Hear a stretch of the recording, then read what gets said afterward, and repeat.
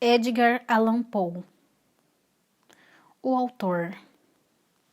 Edgar Allan Poe nasceu em Boston, Massachusetts, em 19 de janeiro de 1809 e faleceu em Baltimore, Maryland, em 7 de outubro de 1849. O autor, poeta, editor e crítico literário americano foi integrante ativo do movimento romântico americano, tendo sido conhecido por suas histórias que envolvem o mistério e uma espécie de humor macabro. Poe foi um dos primeiros escritores americanos de contos e geralmente é conhecido como o precursor e inventor do gênero de ficção policial, recebendo também o crédito pela contribuição ao emergente gênero de ficção científica. Além dessa façanha, Poe também foi conhecido como o primeiro escritor americano a tentar fazer da escrita seu único meio de ganhos. Daí sua total imersão no mundo literário, o que lhe resultou vida e carreira financeiramente atribulados. Poe teve uma história complexa e cheia de reviravoltas. Ficou órfão de mãe ainda jovem, logo após o pai abandonar a família. Foi morar com a família Allan da Virgínia, mas nunca foi formalmente adotado. Sua juventude foi passada entre bebidas e mulheres, tendo frequentado apenas por um semestre a Universidade da Virgínia. Sua vida familiar foi tumultuada, tendo saído para uma carreira militar por 2 anos depois de uma discussão com o pai adotivo. Ao ser dispensado, deu início à carreira de maneira humilde e singela, com a publicação de uma coleção anônima de poemas chamada Tamerlane and Other Poems, 1827. Edgar Allan Poe acabou mudando o foco de sua escrita para a prosa e passou anos trabalhando em revistas e jornais, sendo que seu poema mais célebre, The Raven, O Corvo, foi escrito em 1845, tendo se tornado sucesso instantâneo. 2 anos após a publicação do poema, sua esposa, Virginia, faleceu de tuberculose e 4 anos após o marco de sua carreira, com seu poema mais conhecido, Poe teve sua vida ceifada aos 40 anos, de forma até hoje desconhecida, sendo especulado que o abuso de álcool, drogas, congestão cerebral, cólera, raiva, tuberculose, doenças cardiovasculares e suicídio possam ter sido uma das muitas atribuições ao fato. Poe e suas obras exerceram influência na literatura nos Estados Unidos, bem como ao redor do mundo, mesmo em campos especializados como cosmologia e criptografia. Seu trabalho magnífico aparece ao longo da cultura popular e permanece imortalizado na literatura, música, filmes e televisão. Muitas casas das quais vive hoje são museus visitados por fãs de seu estilo. Apresentação: Edgar Allan Poe e sempre será conhecido como um célebre autor de obras de suspense e terror fantástico. Seus livros são pré-requisitos ou talvez tenham sido há alguns anos e tenha caído em desuso, mediante novas obras como leitura obrigatória no ensino médio. Não há um adulto que não tenha ouvido falar ou não tenha lido ao mesmo uma linha desse famoso autor, mais especificamente de sua obra mais famosa.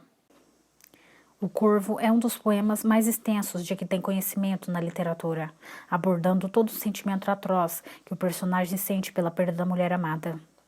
É uma obra que trata sobre o luto, a dor da perda, a morte inerente que não apaga as memórias e debilita o entendimento do que é real ou não. Uma obra baseada em uma figura sombria, mítica, e que remete ao fúnebre, criando uma aura sobrenatural e assustadora, porém carregada de sentimentos e paixão, tanto que tal obra permanece ainda viva depois de tantos anos, em vários idiomas, seja em qualquer adaptação que tenha recebido ênfase. Edgar Allan Poe é o que chamamos de autor imortal, e sua obra, O Corvo, é aquela que lhe marcou a entrada triunfal como um dos textos mais espetaculares sobre a agonia e a dor humana. Permita-se conhecer um pouco da obra deste autor, secular e viaje em suas palavras densas. Transporte-se para as penumbras de uma casa sombria, onde um corvo chamado Nunca Mais marca o tom de algo profundo que nunca calará na alma do poeta que o criou. O Coração Delator, 1843. Defino a poesia das palavras como criação rítmica da beleza. O seu único juiz é o gosto. Edgar Allan Poe. É verdade. Nervoso. Muito nervoso. Pavorosamente nervoso tenho estado e estou. Mas por que você dirá que estou louco? A doença aguçou-me os sentidos. Não os destruiu, não os atenuou. Mais que todos, o sentido da audição foi intensificado.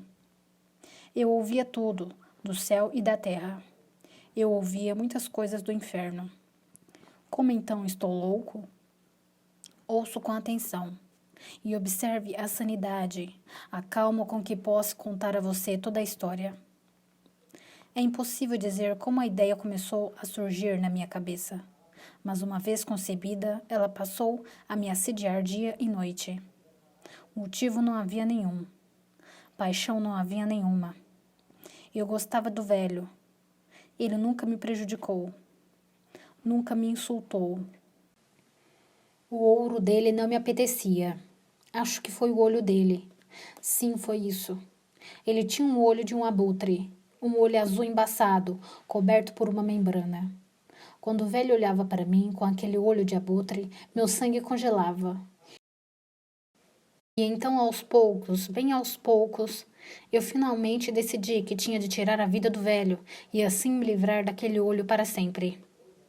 Agora essa é a questão. Você acha que estou louco? Loucos não sabem de nada. Mas você deveria ter me visto. Deveria ter visto com que sensatez eu agi, com que cuidado e que prudência, com que dissimulação fiz meu trabalho. Eu nunca tinha sido tão amável com o velho, como fui durante toda a semana antes de matá-lo. E todas as noites, por volta da meia-noite, eu girava o trinco da porta dele e abria. Ah, com tanta delicadeza. E então, quando já tinha aberto a porta o suficiente para que minha cabeça passasse, eu passava por ali uma lanterna escura, toda coberta para que nenhuma luz se projetasse, e depois eu esticava a cabeça para dentro.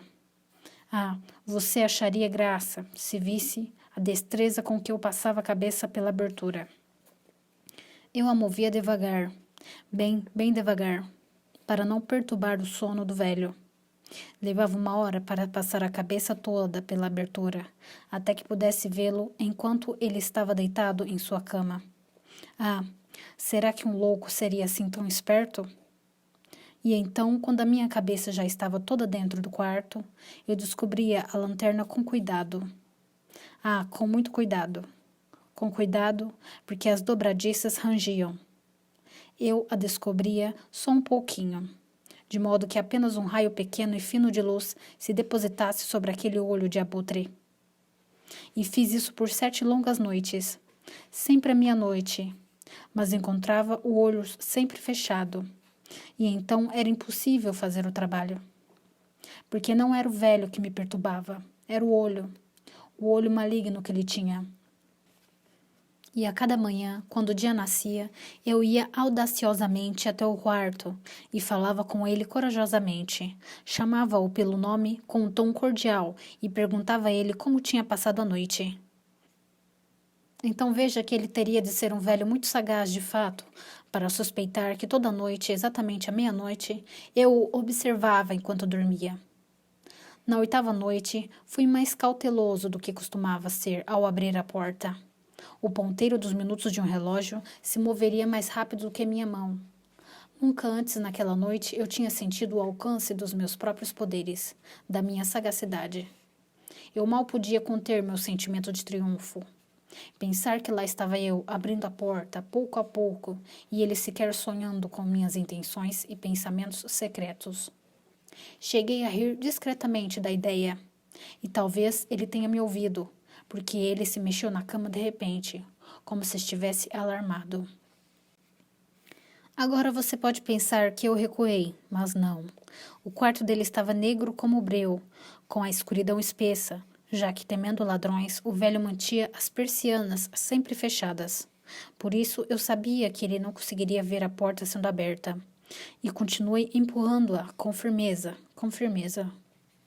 Eu já estava com a cabeça lá dentro e pronto para descobrir a lanterna, quando meu dedão escorregou no fecho da lata e o velho saltou da cama e gritou: "Quem está aí?" Fiquei imóvel e não disse nada. Por 1 hora inteira não movi um músculo sequer, e durante esse tempo não o ouvi se deitar. Ele continuava sentado na cama, escutando, assim como eu tinha feito, noite após noite, prestando atenção aos relógios da morte dentro da parede. Naquele momento ouvi um ligeiro gemido, e eu sabia que era o gemido de um terror mortal. Não era um gemido de dor ou pesar. Ah, não. Era o som baixo e contido que vem do fundo da alma quando ela está tomada pelo pavor. E conhecia bem aquele som. Muitas noites, bem à meia-noite, enquanto o mundo todo dormia, o som tinha vazado de meu próprio peito, aprofundando com seu eco pavoroso os terrores que me ocupavam. Digo que os conhecia bem. Eu sabia o que o velho sentia e tive pena dele, embora meu coração gargalhasse. Eu sabia que ele estava acordado desde o primeiro ruído, quando se virou na cama. Os temores desde então vinham crescendo dentro dele. Ele vinha tentando imaginar que os temores eram infundados, mas não conseguia. Ele vinha dizendo a si mesmo: é só o vento na chaminé, é só um camundongo andando pelo chão, ou é apenas um grilo que cri-crilou por um instante. Sim, ele vinha tentando se confortar com essas suposições, mas percebeu que era tudo em vão. Porque a morte, ao abordá-lo, o perseguiu com sua sombra negra e envolveu com ela a vítima. E foi a influência tétrica da sombra indistinguível que fez com que ele sentisse, embora nada visse ou ouvisse, sentisse a presença de minha cabeça dentro do quarto. Depois de ter esperado por um longo tempo, com muita paciência, sem ouvir o velho se deitar, resolvi abrir um pouquinho, bem pouquinho, a lanterna. Então a abri. Você não pode imaginar a forma furtiva, até que um único raio, fraco como a teia da aranha, escapou pela fenda e foi inteiro de encontro ao olho do abutre. Ele estava aberto, bem aberto, e eu fiquei furioso quando olhei para ele. Eu o vi com perfeita clareza, aquele azul desbotado, coberto por um véu hediondo, que gelou meu osso até o tutano, mas não pude ver mais nada do rosto ou da pessoa do velho, porque tinha direcionado o raio, como que por instinto, precisamente sobre o maldito olho. E eu não lhe disse que o que você pensa ser loucura não passa de extrema sensibilidade? E agora eu digo, chegou aos meus ouvidos um som baixo, abafado e rápido, como o de um relógio envolto em algodão. Eu conhecia bem aquele som também. Era a batida do coração do velho. Aquilo aumentou minha fúria, como a batida de um tambor estimula o soldado a ser corajoso. Mas ainda assim me contive e permaneci imóvel. Eu mal respirava. Eu segurava a lanterna sem me mover. Tentei com toda a firmeza que podia manter o raio sobre o olho. Enquanto isso, a batida infernal do coração aumentava. Foi ficando mais e mais rápida, e mais alta a cada instante que passava. O terror do velho deve ter sido extremo. Ficava mais ruidosa, eu digo, mais barulhenta a cada instante. Você me entende bem? Eu disse a você que sou nervoso. Então sou mesmo. E agora, a hora morta da noite, em meio ao silêncio daquela casa velha, um barulho tão estranho quanto esse me levou a um terror incontrolável. Ainda assim, por mais alguns minutos, me contive e fiquei imóvel. Mas as batidas só cresciam e cresciam. Eu pensei que o coração fosse explodir. E então uma nova inquietação tomou conta de mim. O som seria ouvido por um vizinho. A hora do velho havia chegado. Com um berro, escancarei a lanterna e pulei para dentro do quarto. Ele gritou uma vez, só uma vez. Em um instante, eu o arrastei para o chão e virei sobre ele a cama pesada. Então eu sorri, contente, por saber que o trabalho estava feito até ali. Mas por vários minutos o coração continuou a bater, com um som abafado. Aquilo, contudo, não me irritou. Ele não seria ouvido através da parede. Depois de algum tempo, cessou. O velho estava morto. Retirei a cama e examinei o cadáver. Sim, ele estava morto. definitivamente morto. Coloquei a mão sobre o coração dele e a mantive lá por vários minutos. Não havia pulsação. Ele estava definitivamente morto. O olho dele não mais me perturbaria. Se você ainda acha que sou louco, não pensará assim quando eu descrever as sábias precauções que tomei para ocultar o corpo. A noite já se aproximava do fim e eu trabalhava rapidamente, mas em silêncio. Primeiro, desmembrei o corpo. Decepei a cabeça e os braços e as pernas. Depois, retirei 3 tábuas do piso do quarto e depositei tudo entre os barrotes. Então, recoloquei as tábuas com tanta astúcia, com tanta destreza, que nenhum olho humano, nem mesmo dele, poderia ter detectado algo de errado. Não havia nada para lavar. Nenhuma mancha de qualquer tipo. Nenhum pingo de sangue. Eu tinha sido muito cuidadoso com aquilo. Uma banheira tinha recolhido tudo. Quando cheguei ao fim do trabalho, eram 4 horas da manhã, ainda escuro como a meia-noite. No instante em que o sino badalava as horas, veio uma batida na porta da rua. Desci para abrir a porta com o coração leve, pois o que tinha eu agora a temer? Entraram 3 homens que se apresentaram com uma cortesia perfeita, como oficiais da polícia. Um grito tinha sido ouvido por um vizinho durante a noite. A suspeita de crime foi levantada. A informação tinha sido registrada na delegacia de polícia. E eles, os oficiais, tinham sido designados para vasculhar o local.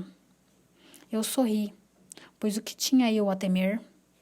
Convidei os cavalheiros a entrar. O grito, eu disse a eles, tinha sido meu, em um sonho. O velho, eu mencionei, estava ausente no campo. Conduzi os visitantes pela casa toda. Convidei-os a procurar bem. Eu os guiei, depois de algum tempo, até o quarto dele. Mostrei a eles os tesouros do velho, seguros, intactos. No entusiasmo de minha confiança, trouxe cadeiras para o quarto e desejei que eles ficassem ali para descansar de suas fadigas, enquanto eu mesmo, na audácia selvagem de meu triunfo perfeito, coloquei minha cadeira sobre o exato lugar abaixo do qual repousava o cadáver da vítima. Os oficiais estavam satisfeitos. Minhas maneiras os tinham convencido. Eu estava notoriamente à vontade. Eles se sentaram, e enquanto eu respondia animadamente, eles conversavam sobre coisas corriqueiras. Mas pouco depois, eu me senti empalidecer e desejei que eles se fossem. Minha cabeça doía, e imaginei um zumbido em meus ouvidos. Mas eles continuaram sentados e conversando. O zumbido se tornou mais distinto. Ele continuou e se tornou mais claro. Eu falava com mais liberdade para me livrar da sensação, mas o zumbido continuou e ganhou precisão, até que, afinal, descobri que o barulho não vinha de dentro de meus ouvidos. Não admira que agora eu estivesse muito pálido, mas eu falava com mais fluência e em voz mais alta. Mas o som crescia. E o que eu podia fazer? Era um som baixo, abafado e rápido, bem parecido com o som que um relógio faz quando envolto em algodão. Eu arfava em busca de ar, e mesmo assim os oficiais não ouviam. Eu falava mais rápido, com mais veemência, mas o barulho crescia continuamente. Eu me levantei e falei sobre trivialidades, em um tom alto e gesticulando com energia, mas o barulho continuava a crescer com firmeza. Por que eles não iam embora? Eu dava passos pelo chão para lá e para cá, com passadas largas e pesadas, como se estimulada a fúria com as observações dos homens. Mas o barulho continuava aumentando. Ah, Deus! O que eu podia fazer? Espumava, delirava, eu praguejava. Eu balançava a cadeira na qual estava sentado e a fazia ranger nas tábuas, mas o barulho estava acima de tudo e continuava a aumentar. Ele cresceu mais e mais e mais. E mesmo assim, os homens tagarelavam animadamente e sorriam. Seria possível que eles não o ouvissem? Deus Todo-Poderoso. Não, não, eles ouviam. Eles suspeitavam. Eles sabiam. Eles estavam zombando do meu horror. Foi o que eu pensei, e é o que penso. Mas qualquer coisa seria melhor do que essa agonia. Qualquer coisa seria mais tolerável que essa chacota. Eu não podia mais suportar aqueles sorrisos hipócritas. Sentia que precisava gritar ou morrer. E agora, de novo, ouça, mais alto, mais alto, mais alto, mais alto. Canalhas, eu gritei, sem mais dissimulação. Eu confesso o feito. Arranquem as tábuas, aqui, aqui. É a batida do maldito coração.